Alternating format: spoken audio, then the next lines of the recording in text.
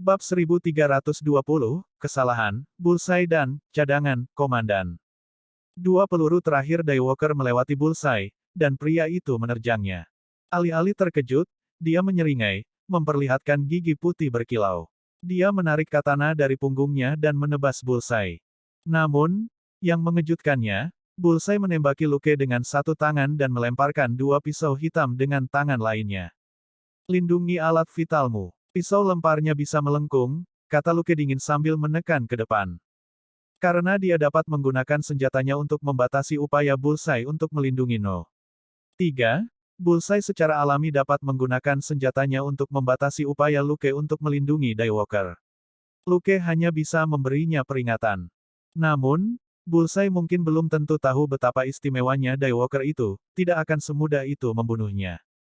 Daywalker bereaksi cepat. Sebenarnya ketiganya memiliki refleks yang luar biasa. Katana yang sangat tajam di tangan Daywalker tiba-tiba berubah menjadi ringan dan gesit. Ada dua kilatan saat bilah menebas dua pisau lempar hitam. Kekuatan yang sangat besar mengganggu pisau dan membuat mereka terbang, dan Daywalker menebas leher Bullseye. Tiga tebasan ini mengalir dengan lancar, Daywalker jelas merupakan pengguna pedang yang ahli. Namun, dia tidak menghadapi orang biasa, tetapi seorang pembunuh super licik bernama Bullseye. Bullseye berbalik dan melesat melewati Daywalker. Menekan Luke dengan pistol di tangan kirinya, dia membuang lebih banyak pisau. Kali ini, sepertinya Bullseye salah perhitungan. Dia melepaskan pisau sebelum dia mengangkat tangan kanannya, dan mereka mengenai baju zirah yang tergeletak di lantai. Katana di tangan Daywalker mengikuti di belakangnya, cahaya tak terputus dari cahaya pedang perak menggabungkan kekuatan dan keindahan. Bullseye buru-buru membuang HK-416, yang terbelah dua oleh bilah perak.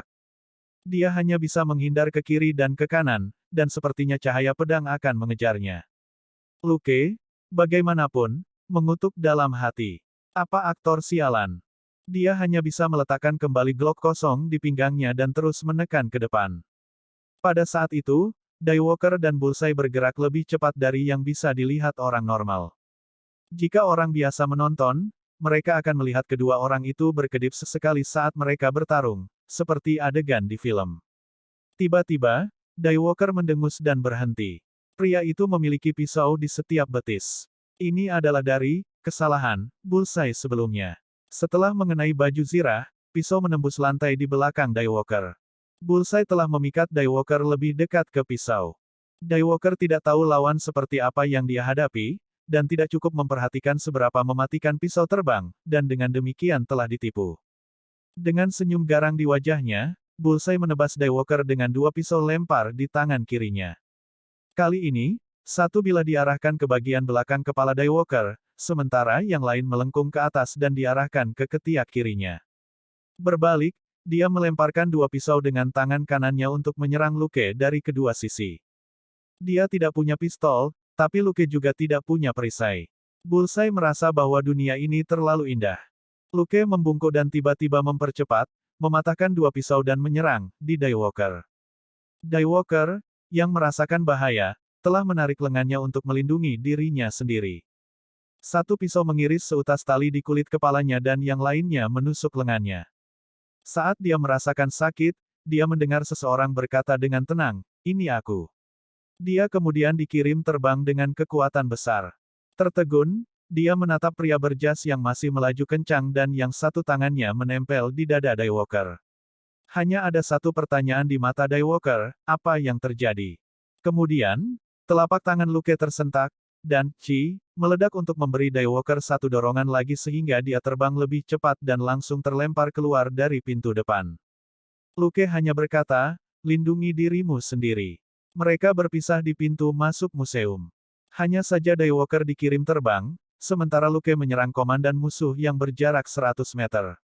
Lensanya menunjukkan kepadanya situasi di pihak komandan. Polaris telah berhasil meretas sistem komando musuh dan dapat memperoleh data dari kamera perang musuh. Umpan video ini berasal dari alat perekam di sebelah komandan. Baru saja, Luke melihat komandan membuka kotak perak kecil dengan tombol merah dan hijau di dalamnya. Merasakan bahaya, Luke mendorong Daywalker keluar tanpa ragu-ragu. Ketika mereka berada di luar gedung, rasa akan bahaya tiba-tiba turun. Komandan menekan tombol merah dengan keras. Gemuruh. Serangkaian ledakan terdengar di lantai pertama museum, dan api dengan cepat memenuhi lantai pertama sebelum gelombang kejut menghancurkan jendela. Melihat ledakan di layar, ekspresi komandan sangat jelek saat dia memerintahkan, semuanya, keluar. Kita harus menemukan Bu Gaiman. Jika dia masih hidup, tembak dia. Aku ingin tubuhnya. Dia terdiam lagi. Mati. 3 hakim yang dikirim oleh Penatua sudah mati. 100 tentara dalam misi ini, termasuk komandannya, semuanya adalah umpan meriam. Satu-satunya tujuan mereka adalah menciptakan peluang bagi ketiga hakim untuk menangkap Bu Gaiman hidup-hidup atau membunuhnya. Namun, apakah Bu Gaiman itu ditangkap hidup-hidup atau dibunuh bukanlah keputusan komandan. Bahkan, dia tidak hanya tidak bisa memerintah ketiga hakim, dia bahkan harus bekerja sama sepenuhnya dengan mereka. Sejak saat tentara tempur ini dikirim, sesepuh diam-diam mengatakan bahwa komandan dan anak buahnya adalah umpan meriam. Tidak peduli berapa banyak dari mereka yang selamat. Sejauh yang komandan tahu, setidaknya ada 10 regu tempur seperti yang ada hari ini. Kematian orang-orang ini hanyalah masalah uang bagi Penatua. Sebelum melakukan operasi ini, komandan telah berpikir bahwa selama Bu Gaiman John sedikit ceroboh, dia mungkin akan jatuh ke salah satu dari 2 lokasi jebakan yang telah mereka atur sebelumnya. Dengan begitu, dia bisa menangkap atau membunuh Bu Gaiman tanpa menumpahkan terlalu banyak darah. Sebenarnya total ada 20 lokasi yang sudah disiapkan dalam 3 hari terakhir. Tipe pertama adalah lokasi yang paling cocok untuk membunuh Bu Gaiman, dan yang telah disiapkan sebelumnya. Tipe kedua cocok untuk penyergapan, tetapi tidak memiliki pengaturan tambahan untuk mencegah Bu Gaiman mendeteksi sesuatu yang tidak biasa. Pada akhirnya, fakta membuktikan bahwa seseorang seharusnya tidak mengharapkan pembunuh bayaran legendaris menjadi kurang waspada. Dia tidak pernah memasuki situs penyergapan jenis pertama atau kedua. Komandan telah mempelajari Bu Gaiman dan tahu bahwa dia tidak akan dapat menyelesaikan misi dalam waktu singkat kecuali gerakan Bu Gaiman dibatasi. Jika Bu Gaiman bertekad untuk melawan perang gesekan, dia bisa menyeret semuanya sampai siang hari. Tidak peduli betapa tidak bergunanya polisi, mereka tidak akan membiarkan kedua pihak bertarung di kota begitu lama. Tidak ada jejak Bu Gaiman John sama sekali dalam beberapa bulan terakhir. Gianna, yang konon ada hubungannya dengan dia, sudah lama diawasi oleh sang komandan. Pada akhirnya, butuh lebih dari sebulan sebelum Bu Gaiman muncul. Bahkan dengan kekuatan dan koneksi yang dimiliki Elder, mereka tidak tahu bagaimana Bu Gaiman muncul di Roma 3 hari yang lalu. Dengan demikian, Penatua mengirim 3 hakim, dan juga memberi komandan otonomi penuh dengan syarat dia menyelesaikan misi ini. Bab 1321, Persetan dengan seseorang sebelum kematian dan bala bantuan. Komandan tahu betul apa artinya itu. Dia hanya memiliki satu kesempatan ini. Jika dia tidak memanfaatkan kesempatan ini untuk menangkap atau membunuh Bu Gaiman, tim mereka tidak akan bisa lolos dari kematian saat mereka kembali. Tetua tidak bisa memberi mereka beberapa bulan untuk menunggu Bu Gaiman muncul lagi. Ketika Luke melawan para penjahat, sepertinya semuanya akan direncanakan, tetapi komandannya gelisah. Selama Luke mundur atau menunda sampai polisi mengambil tindakan, komandan bisa kembali dan menunggu kematian. Ketika Luke akhirnya masuk ke museum, sang komandan merasa lega. Meskipun ini bukan tempat yang cocok untuk penyergapan, apalagi untuk menyergap Bu Gaiman, komandan tidak punya pilihan. Seringkali, orang membuat keputusan yang tampaknya bodoh bukan karena mereka sendiri bodoh, tetapi karena bukan mereka yang membuat keputusan. Komandan hanya berusaha menemukan cara untuk bertahan dari keputusan yang salah dari Penatua. Jadi, meskipun dia tahu bahwa penembak misterius itu bukan salah satu dari anak buahnya, dia masih mengatakan kepada hakim bahwa mereka adalah rekan satu tim, hanya untuk kesempatan membunuh Bu Gaiman. Sekarang, 3 hakim yang 100 kali lebih penting daripada dia sudah mati, dan komandannya masih hidup. Jika dia tidak ingin keluarganya mati bersamanya, dia setidaknya harus membawa kembali tubuh Bu Gaiman. Adapun ide bodoh untuk menangkap Bu Gaiman, lebih baik menyerahkannya pada Penatua. Setelah memberi perintah, dia memindai umpan pengintai di dalam kendaraan dan tiba-tiba melihat sosok yang dikenalnya dengan cepat mendekatinya. Dengan senyum pahit, sang komandan membuka kotak itu dan menekan tombol hijau yang ada di dalamnya. Pada saat yang sama, dia menggigit gigi palsu di mulutnya. Apa yang komandan tidak tahu adalah bahwa Luke melihat segalanya. Dia tidak bisa melihat komandan menggigit giginya, tapi itu terlalu jelas ketika dia menekan tombol hijau. Lukas melompat. Sambil menarik kaki celana kanannya, dia mengeluarkan sebuah Browning 1906 antik dari betis kanannya. Dia mengangkat tangannya dan melepaskan 4 tembakan berturut-turut. Komandan yang duduk di van komando mengawasinya menembak, dan tidak terlalu memikirkannya. Dia dikelilingi oleh selusin pria, dalam 6 tim yang terdiri dari 2 orang, yang berada di atap. Bugaiman mungkin menembaki tim penembak jitu. Namun saat berikutnya, sebuah lubang peluru muncul di jendela belakang mobil. 4 peluru yang ditembakkan Luke dari jarak puluhan meter mengenai tempat yang sama di kaca anti peluru. Setelah penetrasi dasar ditambahkan ke peluru kedua, peluru ketiga dan keempat mengenai komandan di sisi kepala. Komandan ini, yang telah memeras otak dan berpikir keras selama berhari-hari, akhirnya meledak tanpa peringatan. Semua kekhawatirannya hilang bersama angin, dan tidak akan lagi berlama-lama di hatinya. Ketika komandan pingsan, Luke masih di udara. Kedua penjahat yang tercengang di dalam mobil berbalik dan dengan gugup memeriksa komandan. Luke melepaskan tembakan lagi dengan Browning 1906-nya.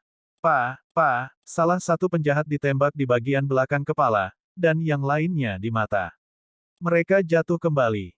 Luke dengan santai memasukkan kembali Browning 1906 kecil ke dalam sarung di betisnya dan bangkit tanpa tergesa-gesa. Sementara itu, dia mengaktifkan Sharp Nose. Mulut komandan berbau almond pahit, wajahnya membiru, dan dia sedikit meneteskan air liur. Dia jelas telah mengambil beberapa sianida. Sayang sekali. Lukas menghela napas. Komandan ini akan menjadi sumber informasi yang baik. Luke ingin menangkap pemimpin ini dan menginterogasinya tentang asal-usul ketiga vampir dan dalang di balik serangan itu. Meskipun dia memiliki ide kasar, informasi yang lebih rinci akan menghemat waktu dan dia dapat dengan cepat mengunci targetnya. Berpikir cepat, Luke mengeluarkan Glock-nya dan mengisi ulang.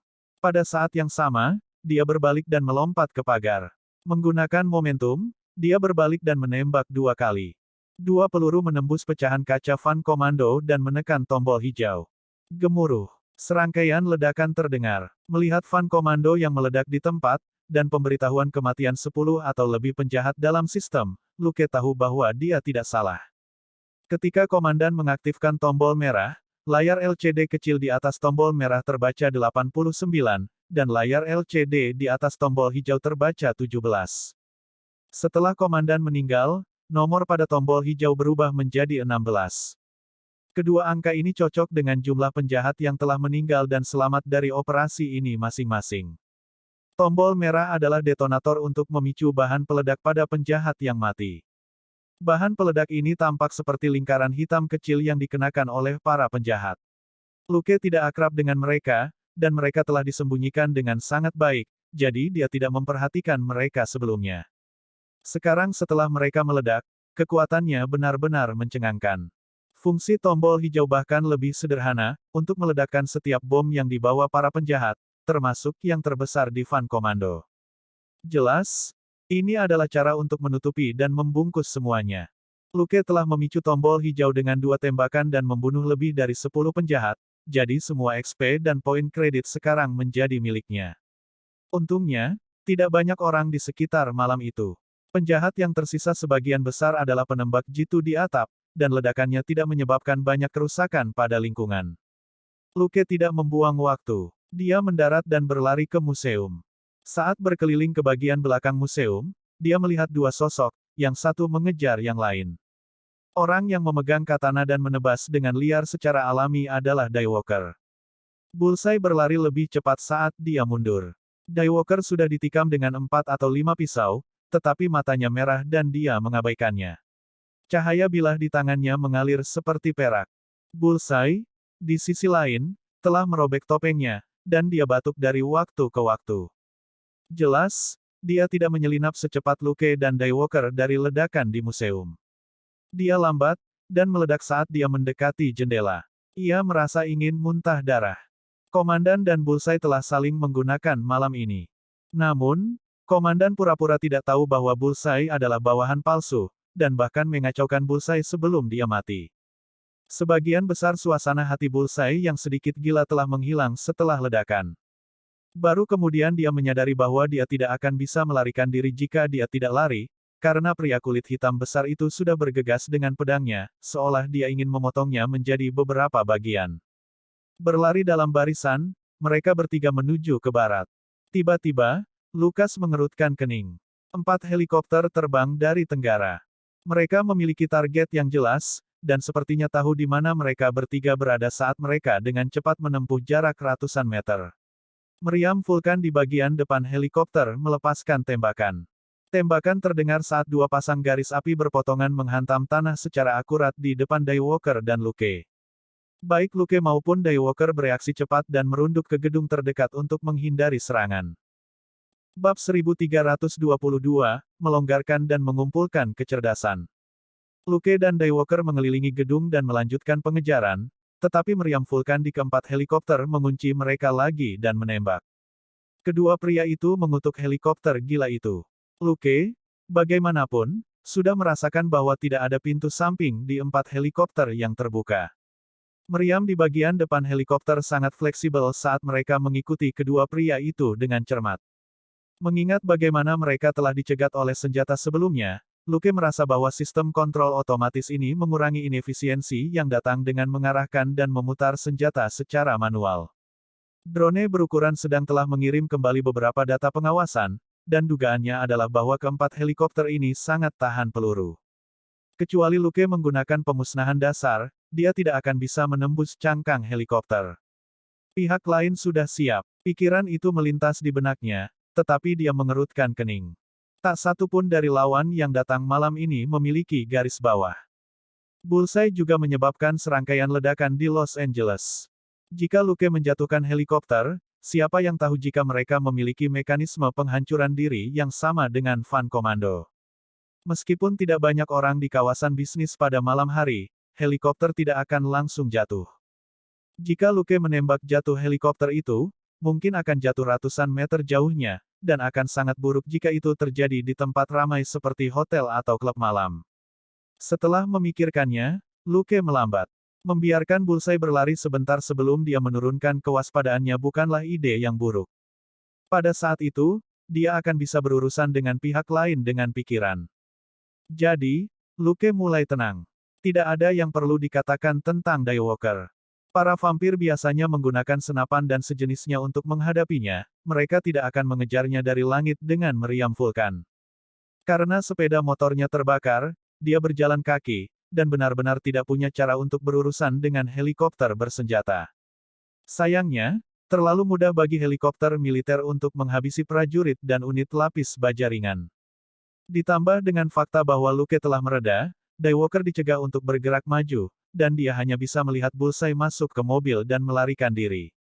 Keempat helikopter itu melayang selama beberapa menit sebelum akhirnya berkemas dan berlari. Luke menjulurkan kepalanya dan melihat ke helikopter, tenggelam dalam pikirannya. Helikopter ini jelas kaliber yang sama dan tidak buruk. Jadi, apakah Kingpin sekarang berurusan dengan senjata api? Atau apakah dia membelinya dari orang lain? Ini adalah sesuatu yang layak untuk dipikirkan. Saat Luke merenung, dia menemukan Daywalker bersembunyi di sudut. Daywalker sudah mengeluarkan pisau yang digunakan Bullseye untuk menikamnya dan menyimpannya, mungkin untuk disimpan sebagai kenang-kenangan. Melihat pria kulit hitam yang lukanya berlumuran darah, Luke hanya bisa menggelengkan kepalanya. Aku akan membalutmu dan mengeluarkanmu dari sini. Daywalker tidak waspada terhadapnya sekarang. Lagi pula, Luke baru saja membunuh 3 pengisap darah tingkat atas di depannya. Keduanya sekarang dapat dianggap memiliki kepentingan bersama, jadi dia hanya mengangguk. Menggunakan sampul jasnya, Luke mengeluarkan 2 gulungan perban dan beberapa kain kasa. Dia hanya menekan luka pria yang berdarah itu dan selesai. Selama proses ini, dia mengumpulkan banyak darah dari Daywalker dan menyimpannya di inventarisnya. Orang ini memiliki fisik khusus, dan darahnya dapat digunakan sebagai bahan penelitian. Kurang dari 2 menit kemudian, Luke dan Daywalker menyelinap keluar dari area tersebut. Kemudian, Daywalker memecahkan jendela mobil tua, menemukan kunci cadangan yang tersembunyi, dan menyalakannya. Luke hanya menyaksikan sebagai pengamat yang diam. Bukan dia yang mencuri, itu adalah Daywalker. Setelah mengemudi melalui setengah distrik, mereka meninggalkan mobil, dan 10 menit kemudian, Daywalker membawanya ke sebuah gudang tua di pinggiran. Setelah Daywalker duduk, Luke bertanya, apakah kamu tidak akan mengobati lukamu? Daywalker menggelengkan kepalanya. Tidak dibutuhkan. Luka-lukanya sudah sembuh dalam perjalanan kembali, dan tidak perlu mengobatinya. Sebenarnya, Luke juga tahu itu, dan hanya berpura-pura. Keduanya terdiam. Luke tidak merasa canggung. Berdasarkan informasi yang dia kumpulkan di Daywalker, suasana hening di depan orang ini sudah cukup bagus. Sebagian besar waktu, Daywalker akan membunuh pihak lain dengan pistol dan katananya sebelum pergi. Apakah ada sesuatu untuk dimakan? Tanya Luke dengan santai. Daywalker melihat ke satu arah, dan Luke melihat kulkas tua. Dia sangat sadar berjalan. Sesaat kemudian, dia kembali dengan tangan penuh. Bersandar di meja tidak jauh dari Daywalker, dia meletakkan makanan yang dia pegang, mengambil sebotol bir, membuka tutupnya, dan meneguknya. Daywalker menatapnya dengan heran, tetapi tidak mengatakan apa-apa. Luke mengambil sebotol bir lagi. Apakah kamu ingin satu juga? Daywalker masih tidak mengatakan apa-apa, tetapi sebotol bir dilemparkan ke arahnya. Dia tanpa sadar menangkapnya dan melihat Luke meneguk bir kedua. Dia diam-diam membuka botol dan menyesapnya. Luke berkata, saya John Wick. Ada yang menyebut saya Bu Gaiman. Aku harus memanggilmu apa?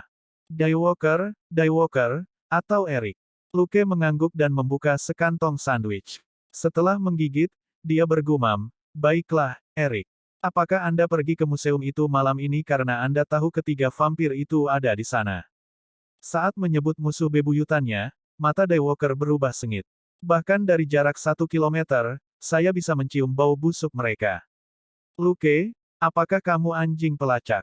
Juga, dari umpan drone, orang ini jelas baru saja tiba-tiba berbalik ketika dia berada 100 meter. Sangat mungkin bahwa dia hanya menemukan keberadaan ketiga vampir pada saat itu. Jadi, orang ini suka membual.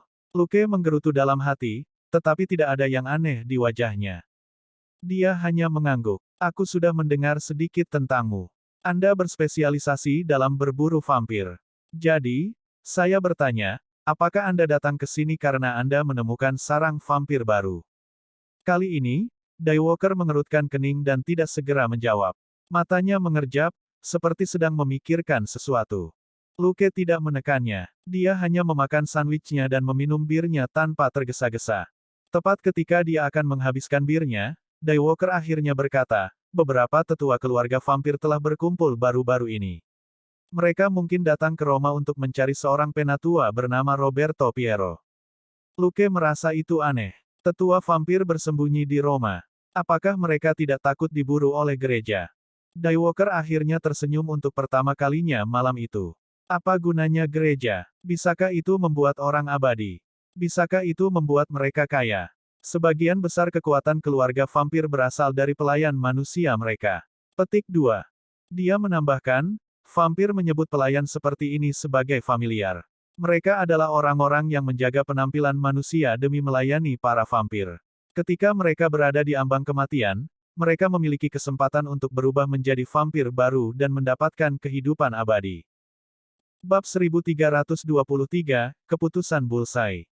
Tentu saja, Luke tahu tentang pelayan vampir. Terakhir kali, di klub malam Coventry di London, dia meneriakkan sesuatu tentang menentang rasisme, dan menembak seorang perancang busana. Orang itu telah menyediakan mangsa untuk vampir sejak lama sebagai perantara. Itu mungkin sifat keberadaan mereka. Luke berpikir sejenak sebelum dia menguji air dan bertanya, bisakah Anda membawa saya untuk melihatnya? Daywalker tercengang. Untuk melihat-lihat. Luke berkata, mereka membuatku kesal. Daywalker segera mengerti, orang ini ingin mencari masalah dengan para vampir. Setelah ragu-ragu sejenak, dia menggelengkan kepalanya dan menolak. Aku punya rencana sendiri. Kamu bisa mencari masalah dengan mereka sendiri. Lucas tidak terkejut. Tidak mudah menjadi rekan satu tim dari orang seperti Daywalker. Mengingat jenis kehidupan yang dia jalani, mustahil baginya untuk mempercayai sembarang orang. Luke sendiri hanya menurunkan kewaspadaannya terhadap orang lain karena dia sekarang memiliki komunikasi mental dan kontrol feromon.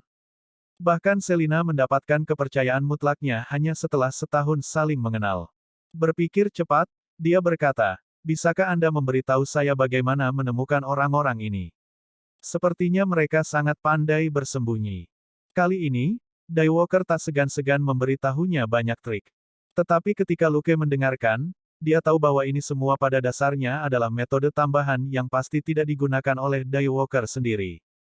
Mereka tidak berguna, tetapi mereka sangat tidak efisien. Jika Daywalker mengandalkan metode ini untuk melacak vampir, dia tidak akan membunuh sebanyak mungkin dari mereka. Paling-paling, ini hanya akan membantu para vampir melenyapkan beberapa yang tua, lemah dan sakit di antara mereka. Tapi Luke tidak marah. Metode ini tidak efisien untuk Daywalker karena orang itu tidak memiliki sumber daya yang cukup. Peralatannya, misalnya, tidak murah. Harganya lebih dari ratusan ribu dolar. Namun, dia tidak memiliki kekuatan. Daywalker mirip dengan Luke dari setahun yang lalu. Dia memiliki sedikit uang di tangan, dan tidak khawatir tentang makanan, pakaian, dan senjata, tetapi tangannya terikat sebagian ketika berurusan dengan tugas lain-lain dan mengumpulkan intelijen. Luke sangat tahu perasaan ini. Ini juga salah satu alasan mengapa superhero dengan uang lebih mudah daripada superhero biasa. Misalnya, pria yang fokus membunuh vampir ini tidak mengerti kekuatan uang. Daywalker bukanlah pembicara untuk memulai, dan ketika datang ke bisnis, itu bahkan lebih sederhana. Dalam waktu kurang dari 10 menit, dia selesai berbicara. Luke memberi hormat kepadanya dengan sebotol bir. Terima kasih. Ini untukmu. Dia mengeluarkan telepon dan melemparkannya. Daywalker menangkapnya. Luke berkata, ini berisi rincian kontak seorang pengusaha khusus. Hancurkan saja teleponnya setelah kamu mengingat nomornya. Daywalker tidak terlalu memikirkannya. Peralatannya dibuat khusus untuk menghadapi vampir, tidak perlu membeli sesuatu dari orang asing. Luke memahami mentalitas ini. Lagi pula, produk semacam itu tidak akan dijual dalam jumlah besar, membuat mereka eksklusif tidak diragukan lagi merupakan pilihan yang lebih baik. Dia hanya berkata, kamu masih membutuhkan beberapa peralatan pendukung. Kamu akan dapat melompati atap atau bahkan terbang, asalkan kamu mampu menggunakan peralatan itu. Bingung, Daywalker menatap telepon dengan curiga. Luke, bagaimanapun, sudah berdiri dan berjalan keluar dari gudang. Mari kita minum saat ada kesempatan. Sampai jumpa. Sambil mengerutkan kening, Daywalker mengawasinya pergi. Sesaat kemudian, dia berkemas dan pergi.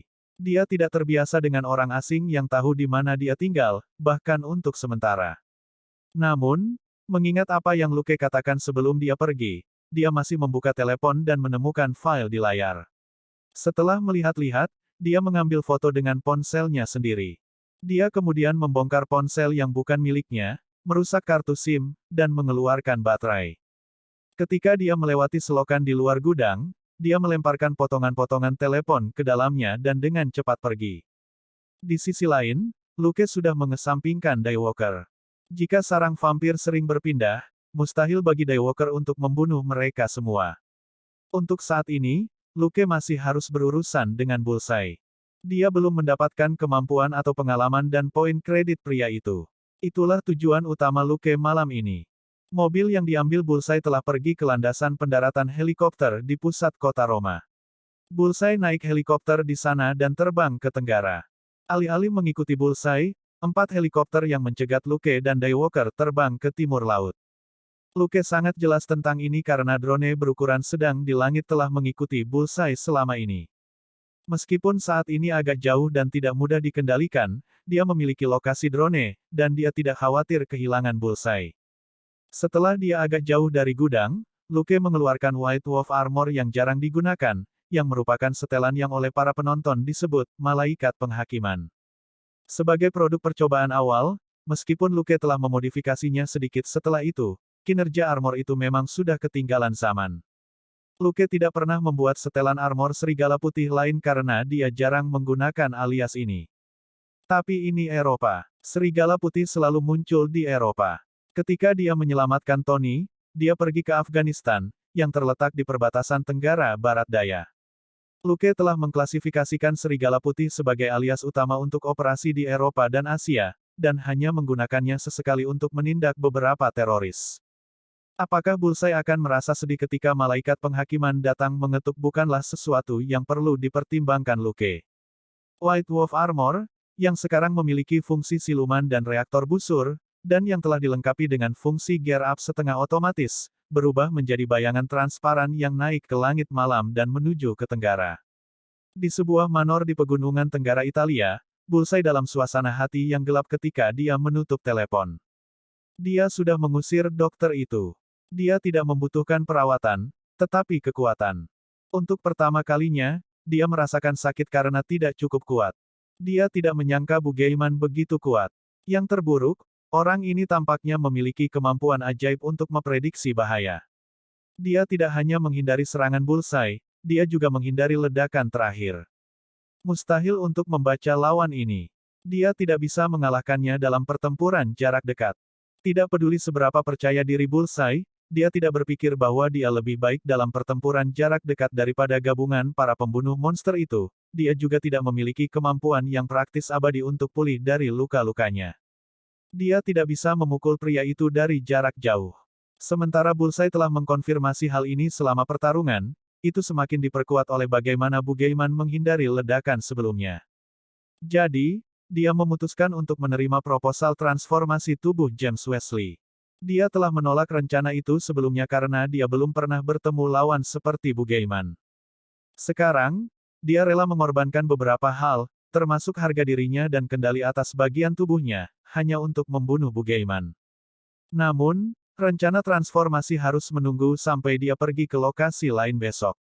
James akan memberinya waktu semalam untuk menyesuaikan suasana hatinya. Bab 1324, Aku Berbohong, dan Penatua dan Gembong. Mengetahui bahwa seseorang yang telah dipukuli seperti anjing sedang tidak dalam suasana hati yang baik, James mengirim hanya 2 orang ke villa kecil di pegunungan ini, kalau-kalau orang ini, yang bertingkah semakin tidak normal, menyebabkan masalah lagi. Bullseye membuka jendela dan melihat pegunungan gelap di luar, hatinya terbakar. Bu Gaiman, tunggu saja, aku akan menemukanmu dan menusukmu sampai mati. Gumamnya dengan senyum gila. Tiba-tiba, dia merasakan hawa dingin menjalari tulang punggungnya, dan tanpa sadar dia mengangkat sikunya dan menusuk ke belakang. Kemudian, dia merasakan sakit yang tajam, seolah-olah sikunya menabrak batu. Sebelum dia bisa mengatakan apa-apa lagi, sebuah tangan besar menutupi mulutnya, dan suara rendah tapi jelas terdengar. Jangan repot-repot, aku menemukanmu. Bullseye gemetar dan meronta dengan liar. Namun, dalam keputusasaannya, dia perlahan bangkit dan melayang keluar jendela. Lengan di belakangnya seperti besi yang benar-benar menahan tangannya. Gerakannya sangat dibatasi, dan dia bahkan tidak bisa meraih pisaunya.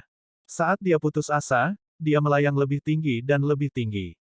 Dia bahkan tidak bisa mendengar gemerisik pakaian pria itu saat mereka berdiri. Suara rendah itu terdengar lagi di telinganya. Apakah kamu tahu siapa aku? Bullseye, mem. Pria itu berkata, benar. Saya utusan dewa, malaikat yang menghakimi semua dosa. Bullseye ketakutan sekaligus marah. Pria itu berkata, baiklah, aku berbohong. Sebenarnya, aku adalah utusan neraka, iblis malam yang mengumpulkan jiwa-jiwa jahat. Bullseye, mem. Pria itu berkata, baiklah, aku berbohong lagi. Aku hanyalah sekumpulan pikiran dari orang-orang tak bersalah yang telah kamu bunuh. Mereka akan membawamu ke dunia bawah dan memotongmu menjadi berkeping-keping.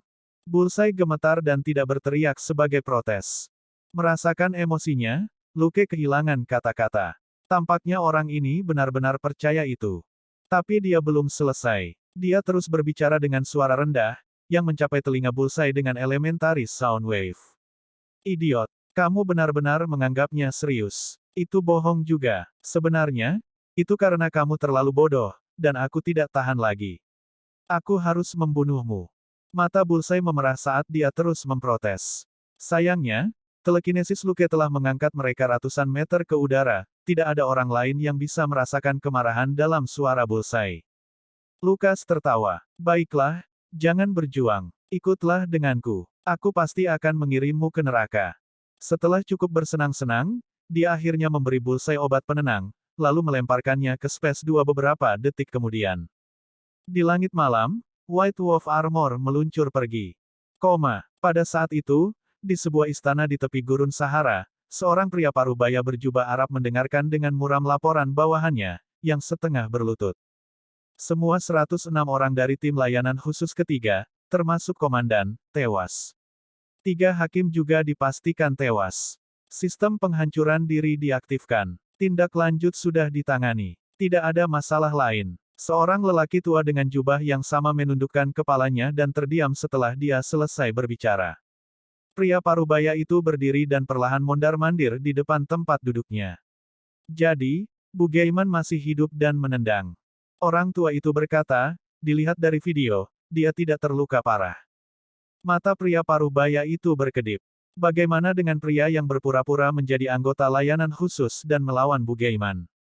Orang tua itu berkata, dari gerakannya, pada dasarnya telah dipastikan bahwa dia adalah pembunuh bayaran Amerika bernama Bullseye.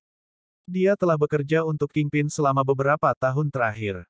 Pria parubaya itu mendengus dan terdiam beberapa saat sebelum akhirnya berkata, ungkapkan bahwa Bugaiman dan Daywalker adalah partner dan sedang berburu vampir. Juga, berikan informasi rinci tentang Bugaiman kepada orang-orang itu. Ya, Penatua. Pria tua itu menundukkan kepalanya dan menunggu dengan tenang. Pria parubaya itu berjalan bolak-balik selama beberapa menit sebelum dia tiba-tiba menyadari bahwa lelaki tua itu masih berlutut. Dia melambaikan tangannya dengan tidak sabar. Pergi. Orang tua itu bangkit dengan hormat dan meninggalkan ruangan, tubuhnya masih tertunduk, sebelum dia berbalik dan cepat-cepat pergi. Penatua, parubaya itu duduk lagi di dipan emas mewah dan bersandar. Dia memejamkan mata dan berpikir sejenak, sebelum dia memanggil pelayan lain di ruangan itu dan bertanya, apakah Kingpin bekerja dengan Roxxon? Pelayan itu berkata, Kingpin terlibat dengan Cybertech. Dia seharusnya mengambil bagian dalam proyek R&D untuk kerangka luar prajurit super. Kingpin menyediakan sejumlah dana dan lingkungan pengujian. Penatua secara alami tahu apa yang sedang terjadi. Di permukaan, Cybertech tidak ada hubungannya dengan Roxxon Corporation, tetapi Roxxon Corporation diam-diam terlibat dalam operasi perusahaan ini. Roxane selalu seperti ini, itu suka bersembunyi di balik layar. Proyek R&D atau apapun pasti akan melibatkan eksperimen manusia. Yang disebut lingkungan pendanaan dan pengujian adalah Roxxon Corporation yang memberikan dukungan melalui Sock Puppets. Gembong mengeluarkan uang serta menemukan subjek tes sebelum membunuh mereka begitu mereka tidak lagi berguna. Jika eksperimen ini terungkap, Kingpin yang bertanggung jawab, itu tidak ada hubungannya dengan Roxxon. Sederhananya, Cybertech Corporation ini didirikan oleh Roxxon Corporation dan banyak kekuatan lainnya, sementara Kingpin melakukan pekerjaan kotor untuk perusahaan cangkang ini. Sebenarnya, itu bukan hanya Kingpin, ada beberapa organisasi rahasia lain di meja tinggi yang terlibat dalam kerja sama serupa. Penatua, ini, yang dikenal sebagai satu-satunya orang di atas meja tinggi, juga telah bekerja sama, secara tidak langsung, dengan Roxxon Corporation berkali-kali sebelumnya. Mereka tahu identitas satu sama lain di permukaan dan tahu kekuatan di belakang mereka, tetapi mereka memiliki pemahaman diam-diam dan tidak saling mengganggu. Secara praktis, kerja sama mereka sebelumnya memberi kedua belah pihak lebih banyak saluran dan klien, dan tidak dapat dianggap sebagai kegagalan. Dengan demikian, perusahaan Penatua dan Roxxon dapat dianggap sebagai mitra yang bersahabat. Namun, Roxxon Corporation juga memiliki kepercayaan super, dengan banyak departemen internal yang melakukan segala macam hal. Struktur ini mirip dengan hubungan antara Penatua dan meja tinggi. Berpikir sejenak, Penatua berkata, beritahu Roxane agar Kingpin menambahkan Bullseye ke eksperimen kerangka luar, lalu minta dia pergi dan membunuh Bugaiman. Pelayan, ya, Penatua. Berhenti sejenak, dia bertanya dengan suara rendah, bagaimana jika Kingpin menolak? Penatua memandang pelayan itu dengan acuh tak acuh. Jika dia menolak, bunuh saja dia. Cari orang lain yang mau menurut untuk mengambil posisi itu. Pelayan, ya, Penatua. Bab 1325, Manusia Alat. Pria kejutan. Laki-laki bodoh. Di tempat lain, Kingpin, yang dianggap lemah, menutup telepon. Karena Bullseye telah setuju untuk berpartisipasi dalam proyek Deadlock, Kingpin menyetujuinya. Jika sebelumnya, dia tidak akan setuju. Tidak perlu bawahan yang berguna untuk mengambil risiko seperti itu untuk meningkatkan kemampuan tempurnya. Kemampuan tempur Bullseye sangat penting bagi Kingpin, Tetapi yang paling penting adalah dia adalah seorang pembunuh yang sangat cakap yang dapat menghilangkan banyak pesaing dan risiko. Lebih dari setahun yang lalu, bawahan ini menjadi semakin gila, dan mereka tidak bisa mengendalikan tindakannya. Setiap kali dia mendengar berita tentang pria yang tersenyum itu, Bullseye akan kehilangan kesabaran dan tidak mau mendengarkan perintah. Tapi Kingpin tidak ingin menyingkirkan Bullseye. Pertama-tama, orang ini sangat kuat dan sangat waspada. Jika operasi pembersihan gagal, itu pasti akan kembali menggigitnya. Kedua, Bullseye tahu banyak rahasia organisasi. Oleh karena itu, Kingpin menerima usulan James Wesley agar Bullseye menjalani modifikasi. Jika modifikasi berhasil, Bullseye akan menjadi alat yang benar-benar patuh. Bagi Kingpin, inilah posisi Bullseye yang sebenarnya. Bagaimanapun, Bullseye bahkan tidak mendengarkan perintah lagi, dan telah kehilangan kegunaannya sebagai alat, meninggalkannya apa adanya hanya akan membawa bencana. Gembong tidak tahu apakah proyek Deadlock yang direkomendasikan oleh orang yang menyebut dirinya peramal itu akan berhasil. Di sisi lain, untuk mencegah terjadinya kecelakaan, Kingpin telah menyuruh James untuk meninggalkan Italia dan tidak mengganggu operasi Sacra Corona. Dibandingkan dengan alat seperti Bullseye, James Wesley, penasihat militer, dan manajer profesional, ini jauh lebih penting dalam urusan internal dan menyelesaikan sesuatu. Karena itu, Kingpin tidak ingin kehilangan tangan kanannya ini. Bullseye telah mengungkapkan wajahnya kepada Bu Gaiman, dan orang ini tidak mendengarkan perintah James, dan juga telah mengekspos dirinya ke Sacra Corona. Dalam bisnis ini, seseorang tidak akan pernah bisa bergantung pada pihak lain yang ceroboh. Camora bukanlah babi, dan Giana telah mewarisi cara kejam dan tegas nenek moyangnya dalam melakukan sesuatu. Tidak akan lama sebelum Sacra Corona ditangani. Selanjutnya, ada Bu Gaiman, pria pendendam yang membunuh orang seolah-olah bukan apa-apa. Bagaimana mungkin duo ini melepaskan Sacra Corona? Kingpin punya banyak rencana. Setelah melihat berapa banyak orang besar, baik dan buruk, yang bekerja di Amerika, dia juga suka membagi investasinya dan tidak pernah menaruh telurnya dalam satu keranjang. Karena dia tidak bisa memasuki meja tinggi melalui Camora dan Sacra Corona, dia akan berganti arah. Tidak masalah jika dia harus meninggalkan rencananya untuk memasuki meja tinggi untuk sementara waktu. The High Table bukan satu-satunya yang memiliki pengaruh di dunia bawah. Jika koin emas Continental High Table adalah uang sungguhan, nilainya didasarkan pada kredibilitas dan kekuatan distributor. Secara praktis, emas adalah padanan yang paling sederhana, hanya saja itu tidak nyaman untuk digunakan dalam perdagangan. Di ruangan yang sunyi, Kingpin berpikir keras. Setelah tiruannya menempatkan Bullseye di Space 2, Luke memindai Bullseye di luar angkasa dan memastikan bahwa dia tidak memiliki alat pelacak, sebelum dia melemparkan pria itu ke lab di villa tepi laut.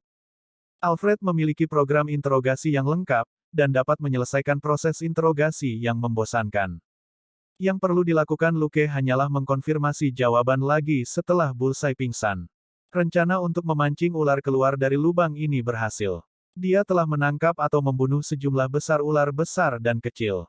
Cloningnya tidak kembali ke Continental Hotel, tetapi berganti identitas baru dan menemukan hotel lain untuk ditinggali. Setiap hari, dia mengendarai Vespanya keliling Roma. Mengandalkan sepeda motor imut itu, tiruannya kadang-kadang akan memberi tumpangan kepada beberapa wanita cantik, dan mereka bepergian bersamanya keliling Roma.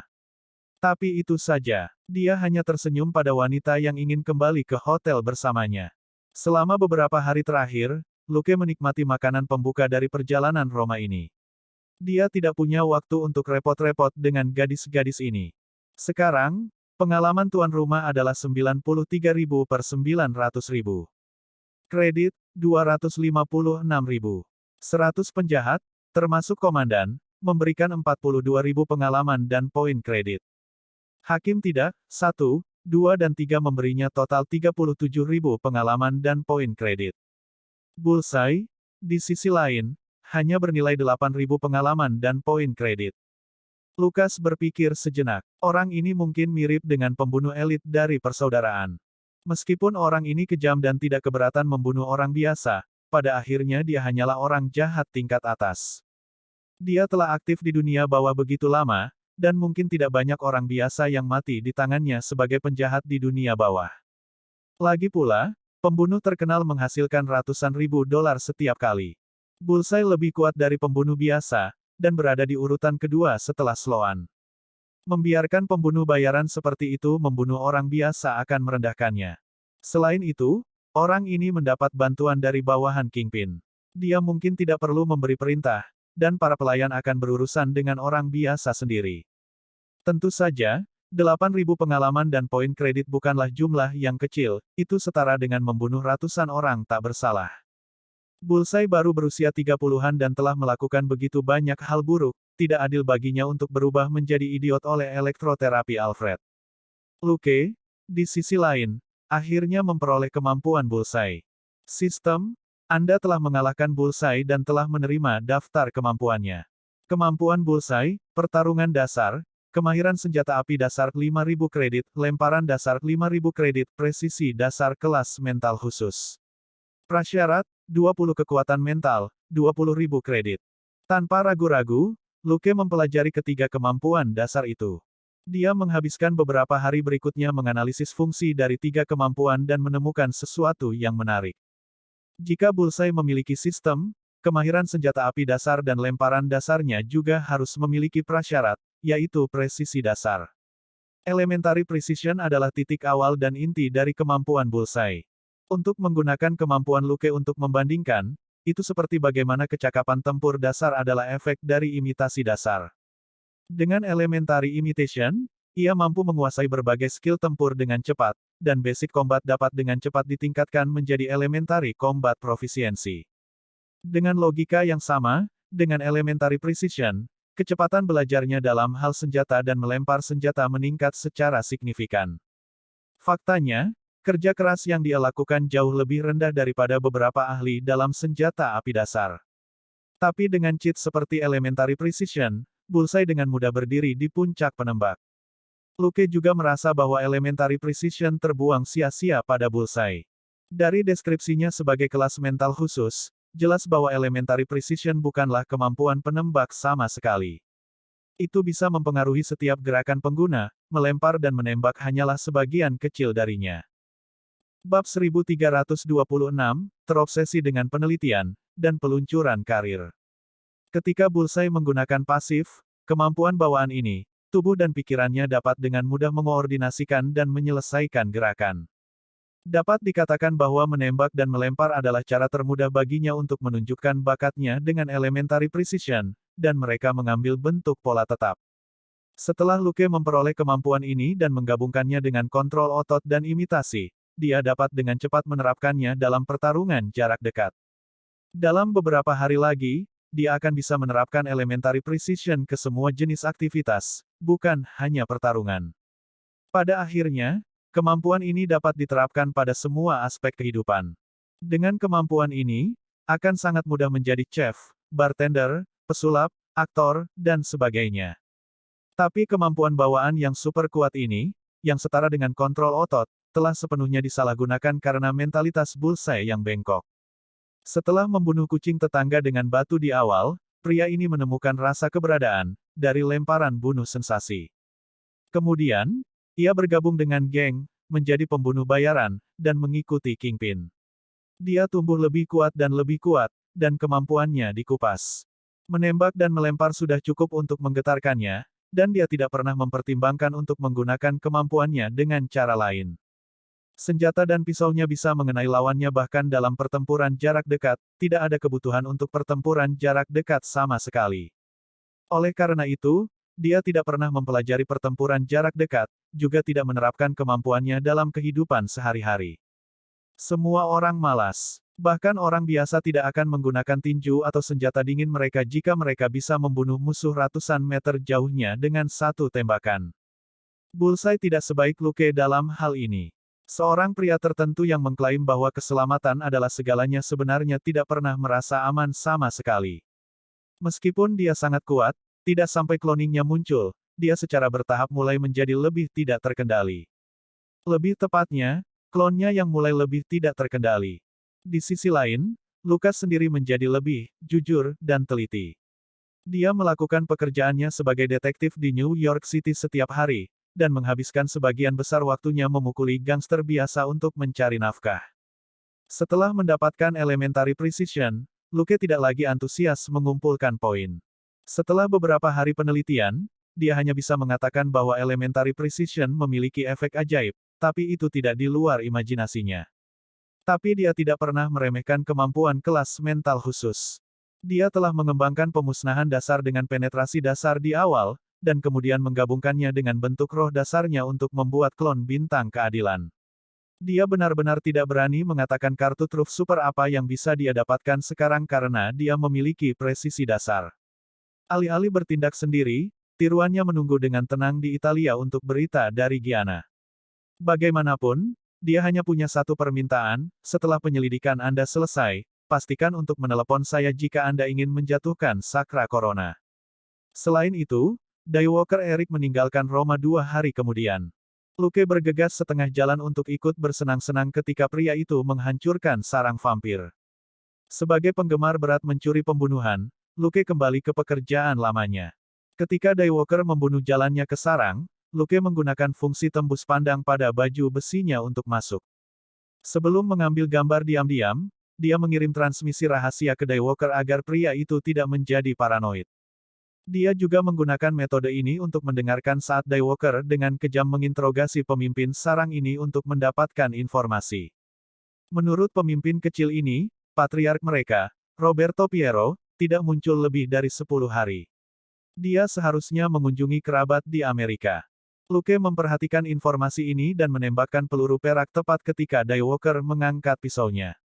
Dia berhasil membunuh lebih dari setengah gangster, yang memberinya 2000 pengalaman dan poin kredit. Meskipun Daywalker terkejut, dia tidak terlalu memikirkannya. Baginya, satu-satunya vampir yang baik adalah vampir yang sudah mati. Tidak peduli siapa yang membunuh mereka. Namun, dia secara tidak sadar menyebut Bugaiman ini sebagai orang yang picik. 3 vampir yang bertarung dengan Bugaiman 2 hari lalu sama sekali bukan dari keluarga ini. Sekarang, Bugaiman ini bahkan telah membunuh seekor ikan kecil. Orang ini sangat pendendam. Namun, Daywalker menghargai orang-orang yang membenci vampir. Inilah alasan mengapa pria kulit hitam besar ini, yang menghargai kata-katanya seperti emas, benar-benar mengucapkan selamat tinggal secara resmi sebelum dia meninggalkan Roma dalam semalam. Benar saja, Daywalker bergegas kembali ke Amerika untuk terus membuat masalah bagi para vampir. Luke tidak terburu-buru. Dengan adanya Daywalker, kemungkinan menemukan lebih banyak petunjuk tentang vampir lebih tinggi, itu bagus untuk memiliki petunjuk di tangan untuk memimpin jalan. Seminggu berlalu dengan damai, dan saat itu adalah bulan Juni. Meskipun tiruannya tidak menyentuh Sakra Corona, butuh waktu untuk menyapu beberapa gudang utama Ndrangheta, dan berhasil menyingkirkan tumpukan besar obat-obatan terlarang, dengan demikian mempertahankan panen pengalaman dan poin kredit harian Luke. Di New York, Komisaris NYPD secara resmi mengundurkan diri. Untuk saat ini, tidak ada komisaris baru. Situasi di NYPD sangat rumit, dan suasananya aneh. Banyak orang mampir, dan selalu ada 2 atau 3 orang yang bersembunyi bersama di sudut dan saling bergumam. Ketika ada lebih banyak orang, mereka segera diam. Dalam lingkungan seperti ini, segala macam rumor meledak di NYPD. Asisten Komisaris Pertama Brett, Chief Nelson, Bintang 4, 3 asisten komisaris lainnya, dan beberapa kepala departemen menjadi fokus gosip. Salah satu dari 5 orang pertama memiliki kesempatan untuk menjadi komisaris. Adapun kepala departemen, salah satu dari mereka bisa menjadi kepala departemen setelah Chief Nelson dipromosikan. Pada saat yang sama, para tokoh besar NYPD ini juga mengambil tindakan.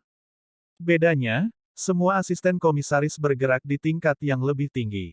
Kepala departemen, di sisi lain, memeriksa pekerjaan di berbagai departemen, dan dari waktu ke waktu, berjanji kepada perwira menengah dan bawah yang pada dasarnya bermuara pada, jika saya menjadi kepala, saya akan lebih memperhatikan ke XX. Untuk sesaat, rasanya seperti NYPD penuh dengan setan. Ini sangat jelas di Haki. Biro Detektif, yang menjadi pusat perhatian baru-baru ini, tentu saja tidak bisa lepas dari nasib buruk ini. Tidak hanya mereka tidak luput dari pemeriksaan oleh kepala departemen, bahkan kepala departemen mampir untuk secara terbuka menyatakan kepuasannya dengan biro detektif saat ini. Situasi ini agak aneh. Yang paling dibutuhkan Chief saat ini adalah dukungan dari atas, bukan dari perwira rendah dan menengah. Apa gunanya dijatuhkan secara misterius oleh biro detektif? Paling tidak, sutradara baru, Walter, memiliki tebakan kasar. Semua orang, termasuk John McClane, penuh dengan pertanyaan. Luke dan Selina mengerti apa yang sedang terjadi. Tidak lama setelah Chief Nelson selesai dengan pemeriksaannya, Walter menerima telepon. Setelah menutup telepon, Walter memanggil Luke dan Selina ke kantornya dan menyuruh mereka menutup pintu. Malam itu, Luke dan Selina muncul di sebuah villa di New Jersey, yang hanya berjarak 1 sungai dari Manhattan. Bab 1327, Pesta Makan Malam Resmi, Sosialita, dan Big Shots. Apa yang dikatakan Walter di pagi hari adalah bahwa Chief Nelson menginginkan mereka sebagai penjaga keamanan sementara untuk pesta pribadi. Yang benar adalah bahwa mereka telah menerima undangan resmi sebagai tamu. Mereka tidak akan meniru agen rahasia di film dan berdandan sebagai pelayan untuk menyembunyikan identitas mereka, juga tidak akan keluar dengan pakaian formal seperti agen khusus. Mereka tidak akan mencari orang di pintu masuk, atau mengantarkan alkohol di nampan. Selina tidak terlalu memikirkan pesta pada awalnya, tetapi Luke mengingatkannya, ini adalah jenis pesta pribadi resmi pertama yang kami hadiri. Kamu bisa memakai salah satu gaun yang kamu beli. Mata Selina berbinar ketika dia mendengar itu. Dia tidak terlalu menyukai pesta mewah atau apapun, tapi dia sangat tertarik menghadiri pesta makan malam resmi dengan gaun formal. Bagaimanapun, ini akan menjadi yang pertama baginya. Setelah memeriksa undangan mereka, penjaga keamanan membiarkan mereka masuk ke villa. Mereka berjalan bergandengan tangan, dan tidak terlihat salah tempat. Sebagai detektif, mereka tidak sering datang ke villa pribadi untuk menangani kasus, tetapi juga tidak pernah terdengar. Sebagai warga, itu tidak biasa baik bagi mereka untuk mengamati segala macam pesta makan malam. Yang hari ini bisa dianggap tepat. Paling tidak, mereka tidak ramai dengan gadis-gadis yang mencari ayah gula. Ada banyak gadis muda di pesta ini, tapi mereka semua jelas-jelas sosialita. Luke dan Selina tidak terlalu memikirkan sosialita ini. Sejak jatuhnya masyarakat dari ketinggian menjadi sosialita, berubah dari penekanan tinggi pada kemampuan dan sopan santun sendiri menjadi siapapun yang memiliki lebih banyak uang, ketenaran, dan status. Selama seorang gadis memiliki cukup uang dan kekuasaan, bahkan jika video pribadinya tersebar di seluruh dunia, dia bisa disebut sosialita. Misalnya, ada 2 kelompok sosialita di sini, satu dipimpin oleh seorang gadis dengan reputasi khusus ini. Di sisi lain ada orang lain yang berpura-pura tidak peduli, tetapi telah menjadi sosialita baru yang terkenal setelah foto-foto pribadinya tersebar baru-baru ini. Namun, generasi sosialita baru dan lama ini tidak akur saat ini. Kelompok-kelompok yang mereka kumpulkan saling menatap, siap menerkam kapan saja. Tidak ada niat membunuh. Luke baru saja merasakan penghinaan dan kecemburuan yang intens di antara kedua wanita itu melalui komunikasi mental. Luke dan Selina hanya bersembunyi di sudut dan menjaga lorong belakang ke dapur. Mereka secara terbuka menikmati menjadi orang pertama yang menikmati minuman dan makanan yang keluar.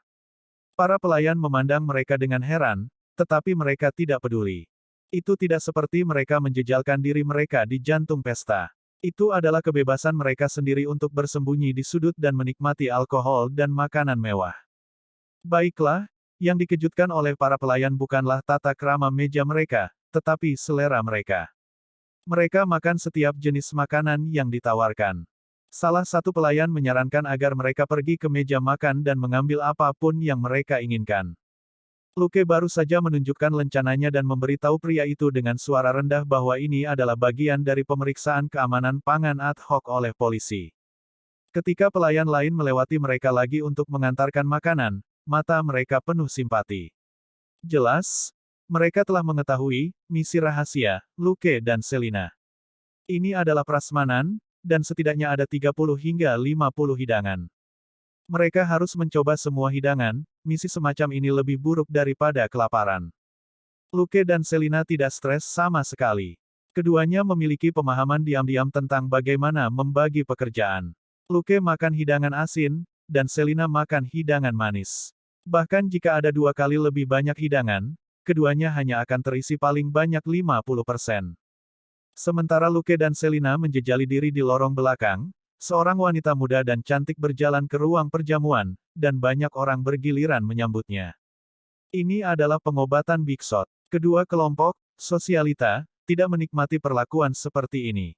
Sebagian besar orang yang berinteraksi dengan mereka adalah junior dari generasi kedua.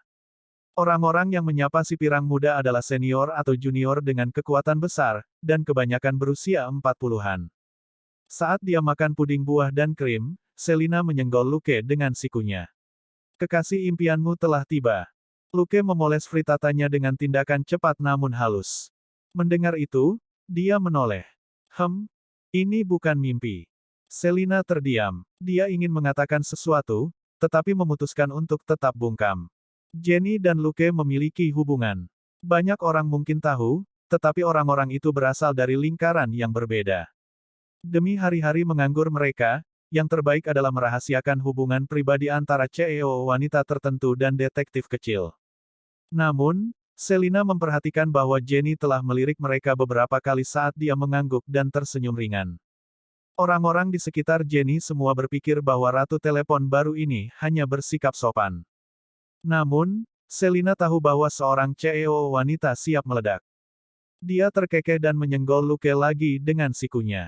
Tidakkah menurutmu dia benar-benar ingin memukul seseorang sekarang? Luke mengerucutkan bibirnya. Kamu meremehkannya. Ayahnya adalah seorang bankir dan ibunya adalah seorang pengusaha. Dia menikmati situasinya sama seperti kita menikmati makanannya. Selena tidak percaya padanya. Itu tidak mungkin. Bagaimana bisa berbicara omong kosong dengan sekelompok orang dibandingkan dengan rasa makanan lezat? Luke berkata, beberapa miliarder suka keluar hanya dengan sandal dan celana pendek. Kamu tidak suka itu, kan? Selina berkata, saya akan senang pergi keluar dengan bikini dan sandal di pantai Dila. Luke kehilangan kata-kata. Bahkan ketika mereka berbicara omong kosong, mereka berdua tahu bahwa Jenny ada di sini hanya untuk Luke. Faktanya, ketika dia berbicara dengan Chief Nelson, Jenny berpura-pura tidak sengaja mengatakan bahwa detektif Luke Coulson pernah menyelamatkannya dari disakiti oleh seorang gangster. Dia tidak mengatakan apa-apa lagi, tapi Chief Nelson mengerti. Jika dia tidak peduli dengan Luke, Jenny tidak akan menyebut namanya sama sekali. Sejak dia melakukannya, Nelson harus menjaga Luke, tetapi dia tidak bisa terlalu terbuka tentang itu. Ini adalah bentuk pemahaman diam-diam. Betapapun banyak yang dikatakan, dan bagaimanapun dikatakan, itu adalah permintaan diam-diam. Jika Chief Nelson melakukannya dengan baik, itu akan membuktikan bahwa dia berguna. Jika dia tidak melakukannya dengan baik, itu karena dia terlalu bodoh. Dia akan ditendang cepat atau lambat, dan mengatakan apapun setelah itu tidak akan berguna. Chief Nelson adalah orang yang cerdas, dan mengundang Luke dan Selina atas nama bisnis resmi. Itu hanya masalah menambahkan 2 undangan lagi, itu adalah keuntungan tanpa risiko. Namun, hubungan Jenny dan Luke sangat berbeda dari yang dibayangkan kepala departemen. Setelah bertukar salam dengan Jenny, Chief Nelson memberikan perhatian khusus pada mereka berdua, tetapi tidak merasakan apa-apa.